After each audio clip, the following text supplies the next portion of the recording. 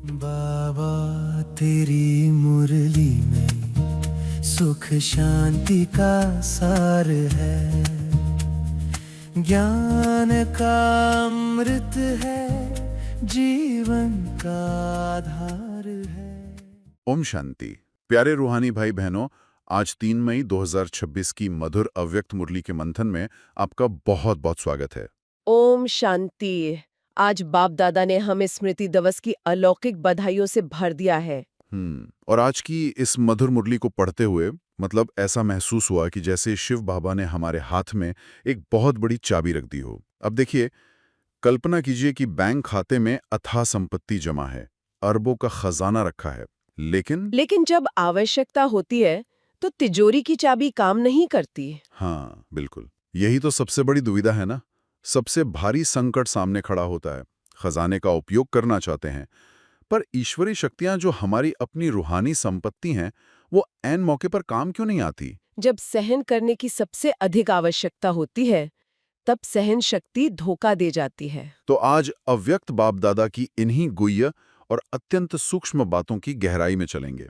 सबसे पहले उस मुख्य सार को लेते हैं जो बाबा ने आज विशेष रूप से स्पष्ट किया है। ये सिर्फ एक लाइन नहीं, ये शिव बाबा का परम सत्य है कि ब्रह्मा बाप समान निष्ठो मोहा स्मृति स्वरूप बनने के लिए मन का टाइम टेबल बनाकर कर्म करते कर्मयोगी अशरीरी बनने का अभ्यास करो। अब इस परम सत्य में जो मन का टाइम टेबल शब्द आया है, ये बहुत ही गहरा है। मतलब स्थूल दिनचर्या तो हर कोई बना ही लेता है ना। सुबह उठना है, स्नान करना है, मुरली सुननी है। शरीर का टाइम टेबल सहज है।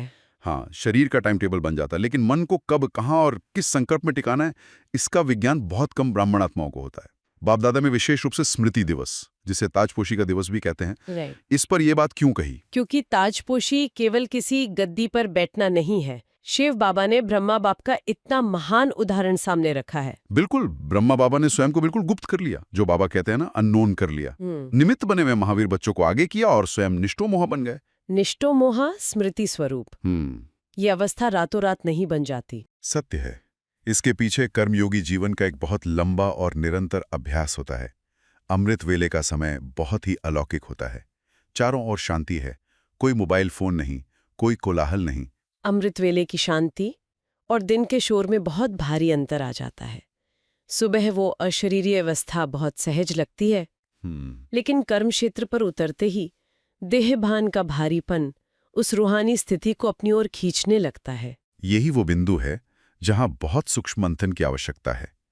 असली परीक्षा तो तब शुरू होती है जब दिनचर्या आरंभ होती है। कर्म क्षेत्र पर उतरना होता है।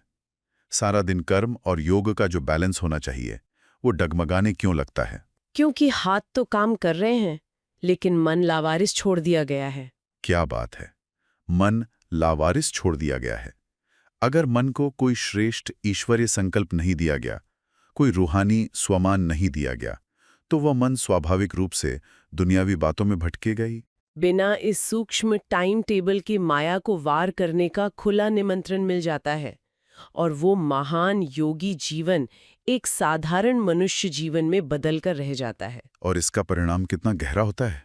अमृत वेले जमा की हुई सारी शक्ति दिन भर के व्यर्थ संकल्पों में लीक हो जाती है। ये लीकेज ही सबसे बड़ी समस्या है ना। अमृत वेले की कमाई व्यर्थ में बह जाती है। अब देखिए, एक बहुत ही व्यावहारिक स्थिति पर विचार करते हैं। मान लीजिए दफ्तर में कंप्यूटर पे काम चल रहा है, उंगलियां कीबोर्ड पर चल रही हैं, लेकिन मन कहाँ है? मन सोच रहा है कि कल बॉस ने क्या कहा था, या घर जाकर क्या करना है। ये साधारण चेतना है। बिल्कुल। इसी भटकाव को रोकने के लिए शिव बाबा ने ये मन का टाइम टेबल बनाने की युक्ति दी है। अगर मीटिंग से पहले मन को यह स्वमान दे दिया कि मैं मास्टर सर्वशक्तिवान आत्मा हूं, तो वो तनावपूर्ण मीटिंग भी एक अलौकिक योग बन जाएगी। कर्म भी हो रहा है और योग भी लगा है। इसे ही कर्मयोगी अवस्था कहते हैं। और ऐसा न करने के कारण ही आध्यात्मिक शक्तियां क्षीण होने लगती हैं। इसी बात पर आज बाबा ने बहुत गहरा सवाल भी तो पूछा है। बाबा ने आज कितना गहरा सवाल पूछा है। ऑलमाइटी अथॉरिटी का वरदान है, उससे बड़ा कोई नहीं, लेकिन कंप्लेन करते हैं कि जिस समय जो शक्ति चाहिए वो आती नहीं है, ऑर्डर नहीं मानती है। वो क्यों? शिव बाबा का यह प्रश्न हर ब्राह्मण आत्मा की सबसे बड़ी पीड़ा को सामने रख देता है। कई बार जीवन में कोई विकट परिस्थिति आ जाती है, तुरंत सहन करने की शक्ति चाहिए। लेकिन अचानक क्रोध आ जाता है या घबराहट होने लगती है। हाँ, और बाद में सोचते हैं कि मैं तो इतने सालों से ज्ञान में हूं, मेरी सहनशक्ति कहाँ चली गई। बाप दादा ने इसका जो उत्तर दिया है ना, वो संपूर्ण पुरुषार्थ की चाबी है। बाबा ने कहा, वरदान की स्थिति में स्थित रह करके अगर ऑर्डर करो तो हो नहीं सकता कि आप ऑर्डर करो और शक्ति नहीं माने। मालिक ही नहीं है, ऑर्डर क्यों माने? ये बहुत सूक्ष्म रहस्य हैं। इस गुही युक्ति को बहुत बारीकी से समझना होगा। ये शक्तियां, सहन शक्ति, समाने की शक्ति, ये कोई साधारण मानवीय ऊर्जा तो है नहीं। ये ईश्वरीय संपत्ति हैं, परमात्मा की प्रॉपर्टी हैं। और ये केवल उसी का आदेश मानती हैं जो मास्टर सर्वशक्तिवान के तख्त पर विराजमान होता है। बिल्कुल यथार्थ। जब आत्मा अपने उस स्वमान के रूहानी तख्त को छोड़ देती है और देह अभिमान में आकर एक साधारण इंसान बन जाती है, तो ये शक्तियां उसे अपना मालिक नहीं मानती। अब देखिए, एक राजा है, बहुत शक्तिशाली है, लेकिन अपना राज सिंहासन छोड़ दे, राजमुकुट उतार दे और फटे पुराने कपड़े पहनकर अपनी सेना को आदेश दे, तो क्या सेना उसकी बात सुनेगी? कभी नहीं। सेना केवल तख्त और ताज को सलाम करती है। जब आत्मा स्वमान की सीट से नीचे उतर आती है, तो शक्तियां पहचानती ही नहीं कि यह हमारा मालिक है। इसीलिए विकट समय पर शक्तियां हाजिर नहीं होती है और फिर आत्माएं शिकायत करती हैं। शिकायतें केवल तब होती हैं जब हम अपना ईश्वरीय अधिकार भूल जाते हैं। बाबा की प्रॉपर्टी पर अधिकार अनुभव करने के लिए उस रूहानी सीट पर सेट होना अनिवार्य है। ये करणहार और करावनहार का बहुत ही सूक्ष्म विज्ञान है।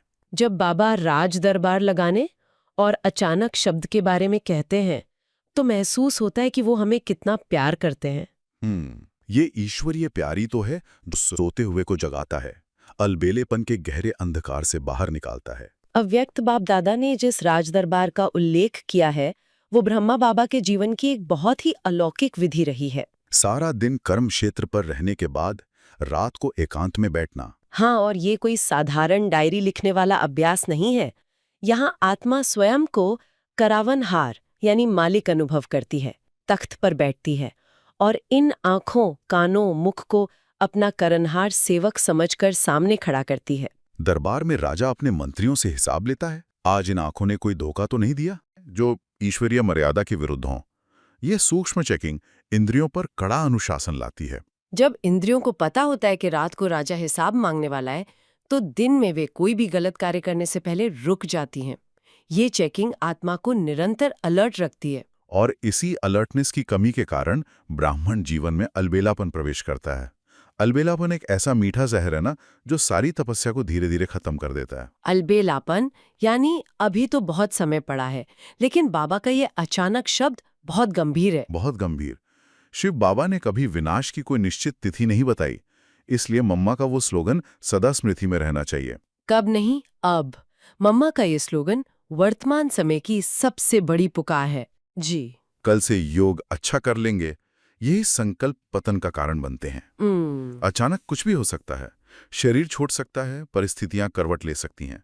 और इसी के लिए शिव बाबा ने माताओं का एक बहुत ही सुंदर उदाहरण दिया है, मन के टाइम टेबल को लेकर। रसोई में भोजन बनाते समय सिर्फ रोटियां नहीं बेलनी है, बल्कि ये स्मृति रहे कि मैं अन्नपूर्णा हूँ, मास्टर सर्वशक्तिवान आत्मा इन कर्मेंद्रियों द्वारा यह कार्य करा रही है।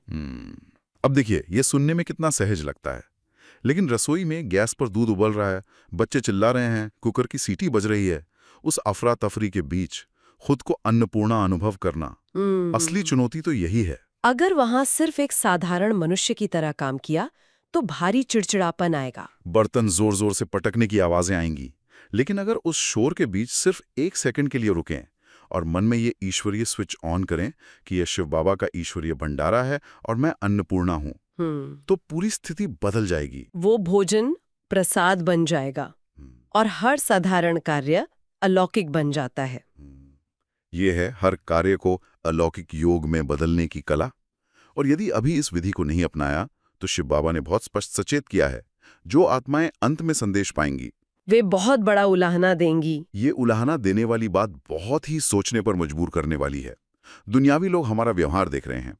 अगर अंत समय में जब हाहाकार मचेगा और हम ही डर गए या क्रोधित हो गए, तो वे अज्ञानी आत्माएं क्या कहेंगी? उलाहना देंगी कि इतने साल ईश्वरीय ज्ञान में चलकर भी आपकी ये हालत है। हाँ, आपने हमें पहले क्यों नहीं बताया, और बताया तो स्वयं क्यों नहीं धारण किया?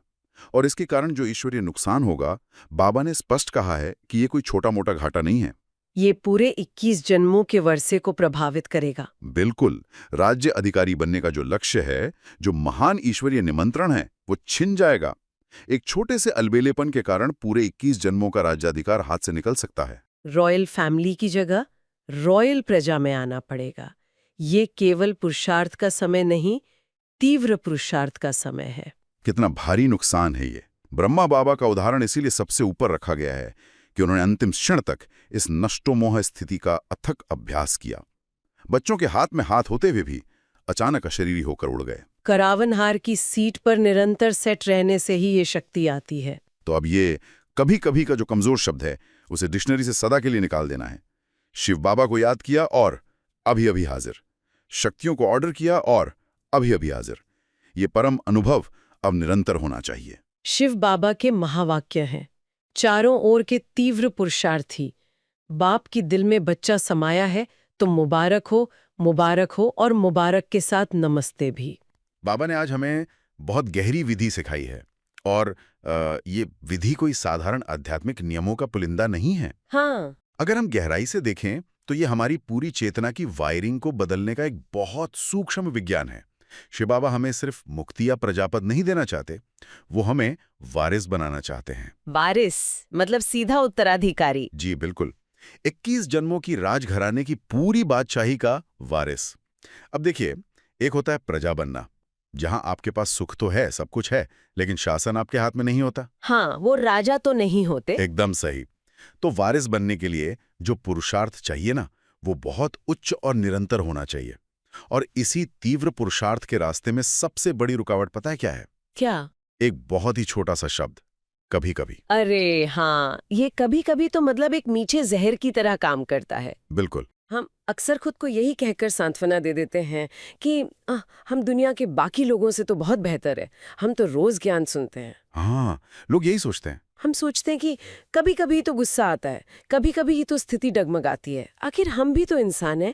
लेकिन अगर इसे थोड़ा वास्तविक स्तर पर परखें, मान लीजिए ऑफिस में एक बहुत बड़ा प्रोजेक्ट चल रहा है जी। और समय सीमा बिल्कुल सिर पर है, क्लाइंट का बहुत दबाव है और टीम के किसी सदस्य ने कोई बहुत बड़ी तकनीकी गलती कर दी है। जो अक्सर होता ही है। हाँ, और उसका पूरा खामियाजा शायद पूरी टीम को भुगतना पड़े। अब ऐसे में हमारा ज्ञान कहता है कि शांत रहिए, लेकिन हमारी जो बायोलॉजी है वो कहती है कि खतरे के समय एड्रेनलिन बढ़ जाता है, हमारा सिस्टम तुरंत फाइट या फ्लाइट मोड में चला जाता है। बिल्कुल, वो एक प्राकृतिक प्रतिक्रिया लगती है। तो ऐसे में गुस्सा आना या हलचल होना तो बहुत स्वाभाविक है ना। तो क्या बाबा की श्रीमत हमसे ये अपेक्षा कर रही हैं कि हम इस पूरी जैविक प्रणाली को ही नकार दें? मतलब इस भयंकर दबाव वाले माहौल में हमेशा अचल रहना व्यावहारिक रूप से संभव भी है? ये बहुत ही शानदार और तार्किक सवाल है। पर देखिए, जब हम स्वाभाविक मानवीय प्रतिक्रिया की बात करते हैं ना, तो हम असल में अपनी पुरानी कमजोर आदतों के सामने आत्मसमर्पण कर रहे होते हैं। अच्छा। हाँ, साधारण पुरुषार्थ यही कहता है कि मैं इंसान हूं, गलती हो गई, आगे से ध्यान रखूंगा। लेकिन तीव्र पुरुषार्थ का मतलब है उस न्यूरोलॉजिकल और आध्यात्मिक रास्ते को ही पूरी तरह से बदल देना। मतलब उस आदत को ही जड़ से खत्म करना। बिल्कुल। जब ऑफिस में वो गलती होती है तो गुस्सा आना जैविक नहीं है, वो एक सीखी हुई आदत है। हमने कई जन्मों से वैसी स्थिति में गुस्सा करना ही सीखा है। ये तो है। शिव बाबा हमें समझा रहे हैं कि वारिस बनने का मतलब है अपनी प्रतिक्रियाओं का चुनाव खुद करने की आजादी। ये जो कभी कभी का बहाना है ना, ये हमारे दिमाग का एक डिफेंस मैकेनिज्म है। मतलब दिमाग ऊर्जा खर्च नहीं करना चाहता। एकदम सही, वो उसी पुरानी आसान राह पर चलना चाहता है। लेकिन आप खुद सोचिए, अगर हम ऑफिस के उस माहौल में अपनी शांति खो देते हैं तो हम 21 जन्मों की राजसत्ता कैसे संभालेंगे? हाँ, ये बात तो बहुत गहराई वाली है। जिस आत्मा की आंतरिक स्थिति एक फाइल या किसी डेडलाइन से हिल जाए, वो पूरे विश्व का महाराज कैसे बन सकती है? तीव्र पुरुषार्थ यही है कि बाहर का तापमान चाहे जो भी हो, रिमोट कंट्रोल हमारे ही हाथ में रहे। वाओ, मतलब जब हम उस बाहरी दबाव या तनाव के आगे झुकते हैं तो हम असल में परिस्थितियों के गुलाम बन जाते हैं। बिल्कुल बन जाते हैं। हम अपने कर्मों के रचयिता होने के बजाय उन परिस्थितियों की रचना के अधीन हो जाते हैं। और मुझे लगता है यही विचार हमें आज के उस बहुत ही महत्वपूर्ण वरदान की ओर ले जाता है। जी, आज का वरदान बहुत ही शक्तिशाली है। इसे बिल्कुल शब्दशः याद रखना चाहिए। पावरफुल स्थिति द्वारा रचना की सर्व आकर्षणों से दूर रहने वाले मास्टर रचयिता भव। ये सिर्फ वरदान नहीं, ये बाबा की दी हुई जिम्मेदारी है। 100%। मास्टर रचयिता होना मतलब एक बहुत गहरी आध्यात्मिक अवस्था में रहना।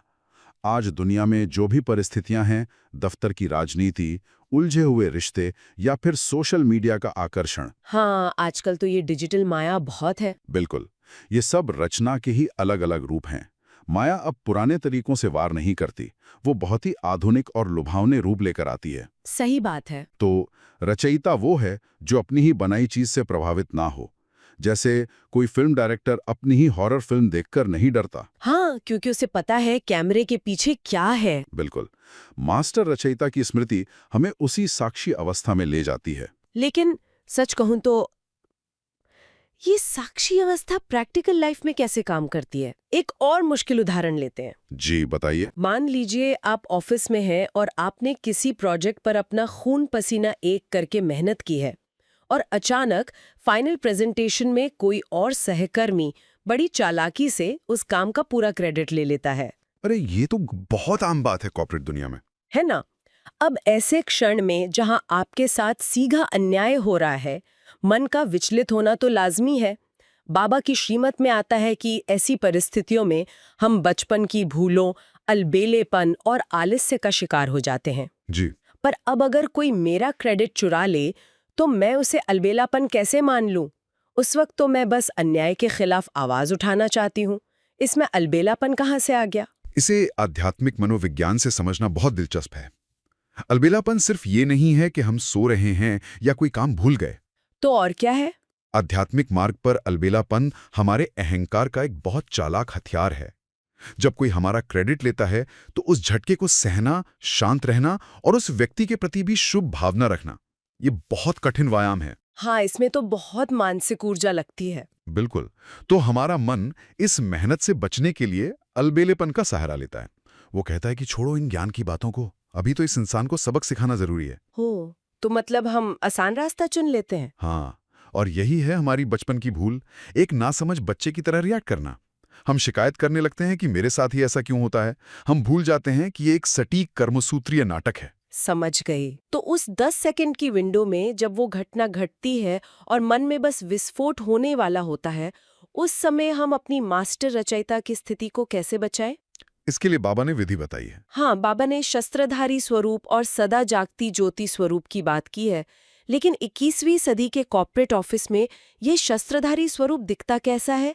क्या इसका मतलब है कि हम ज्ञान की बातें सोचकर अपने गुस्से को बस दबा लें? नहीं नहीं, बिल्कुल नहीं। क्योंकि विज्ञान तो कहता है कि दबाया हुआ गुस्सा बहुत खतरनाक होता है, वो डिप्रेशन बन जाता है।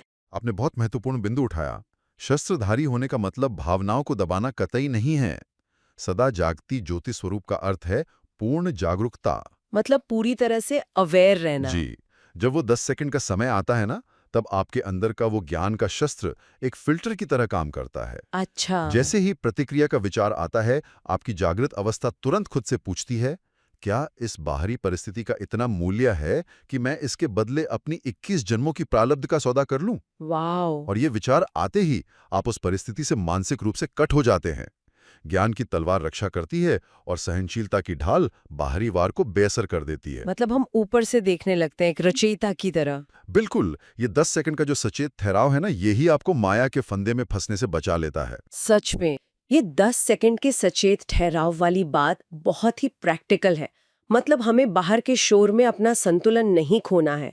लोग अक्सर कहते हैं ना कि थर्मोमीटर मत बनो, थर्मोस्टैट बनो। हाँ, बहुत पुराना उदाहरण है ये। लेकिन आज के समय में मुझे लगता है कि ये मन की अचल स्थिति बिल्कुल एक नॉइज कैंसलिंग हेडफोन्स की तरह होनी चाहिए। अरे वाह, ये बहुत सटीक रूपक है ना? जैसे फ्लाइट में इंजन का भयंकर शोर होता है, वो बाहरी परिस्थितियां हैं।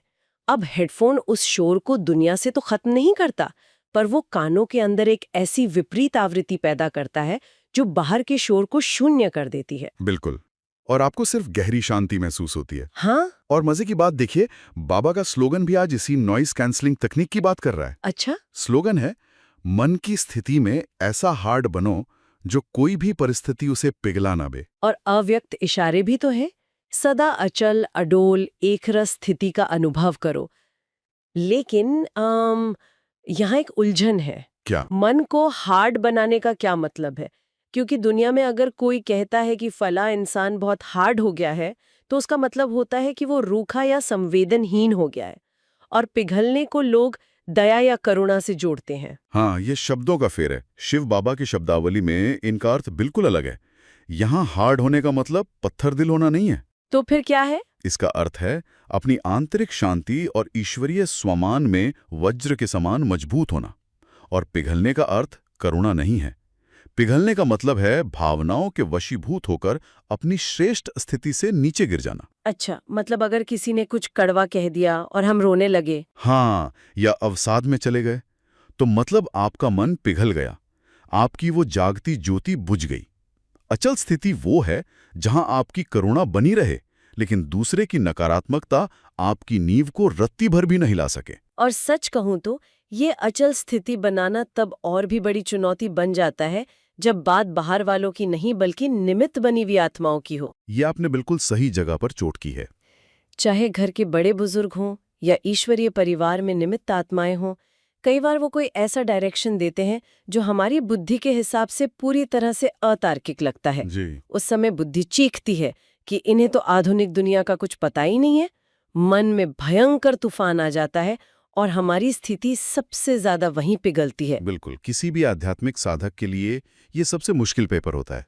जब निमित्त बनी आत्माओं का डायरेक्शन समझ में ना आए, तो बाबा की स्पष्ट श्रीमत है कि हलचल में नहीं आना है। पर वो तो बहुत मुश्किल है। मुश्किल है, पर एक बहुत ही जादुई वाक्य है जो हमें अपनाना चाहिए। इसे समझने की कोशिश करेंगे। इसे समझने की कोशिश करेंगे। हाँ। सुनने में तो ये बहुत विनम्र लगता है, पर मुझे लगता है इसके पीछे गहरा विज्ञान काम कर रहा है। वो कैसे? मतलब जब कोई हमें इलॉजिकल बात कहता है तो हमारे अंदर कॉग्निटिव डिसोनेंस पैदा होता है, हमारा अहंकार खतरे में आ जाता है। बिल्कुल सही। और हमारा दिमाग तुरंत फाइट या फ्लाइट मोड में चला जाता है। तो क्या ये छोटा सा वाक्य उस पूरी बायोलॉजिकल प्रक्रिया को रोक देता है? एकदम सही पकड़ा आपने। जब हम विरोध करने के बजाय कहते हैं कि समझने की कोशिश करेंगे, तो ये सिर्फ दिखावा नहीं है, ये एक न्यूरोलॉजिकल हैक है। अच्छा। ये वाक्य हमारे दिमाग के गुस्से वाले हिस्से को शांत कर देता है और तार्किक हिस्से को एक्टिव कर देता है। आप अपने अहंकार को बीच से हटा देते हैं। वाओ, मतलब हमारा मन एक बहुत ही शांत पॉज ले लेता है। हाँ, और आप व्यर्थ की हलचल से बच जाते हैं। ये वाकई अद्भुत है। मतलब हम अंधे होके उनकी बात मान भी नहीं रहे हैं और ना ही अहंकार में विरोध कर रहे हैं। हम बस अपना नॉइज कैंसलिंग फीचर ऑन कर रहे हैं, बिल्कुल, ताकि हमारा हार्ड मन पिघलने ना पाए। चाहे दफ्तर हो या परिवार। जब हम ये शक्ति विकसित कर लेते हैं कि कोई बाहरी आवाज हमारा रिमोट कंट्रोल न छीन सके, तभी हम मास्टर रचयिता बनते हैं। जी। और तभी ये कभी कभी का कमजोर बहाना खत्म होता है और तीव्र पुरुषार्थ शुरू होता है। यही वो संपूर्ण सार है जो हमें हर पल याद रखना है। हमें परिस्थितियों का मोहताज नहीं, अपनी स्वस्थिति का रचयिता बनना है, क्योंकि जो आत्मा आज अचल है वही भविष्य की 21 जन्मों की सच्ची वारिस बनेगी। तो आज बाप दादा ने हमें कर्मेंद्रियों की राज दरबार लगाकर कर्मयोगी बनने की स्मृति दिलाई। जी। और अंत में मास्टर रचयिता बन सर्व आकर्षणों से दूर रहने का वरदान देकर शक्तिशाली बनाया। जी बिल्कुल। आज की इस गहरी चर्चा से जो अनमोल मोती हमने चुने हैं, उन्हें आप सिर्फ बुद्धि तक सीमित नहीं रखना है, अपनी आत्मा की गहराइयों में उतारने का समय आ गया है। आइए कुछ क्षणों के लिए बाहरी दुनिया के सारे शोर, दफ्तर और घर की हर उलझन से खुद को समेट लें। अपनी चेतना को एकाग्र करें उस परम ज्योति परम पिता शिव बाबा की ओर। मैं आत्मा मास्टर रचयिता हूँ, शिव बाबा की किरणें मुझ पर पड़ रही हैं, मेरे शस्त्रधारी स्वरूप में शक्ति भर रही है।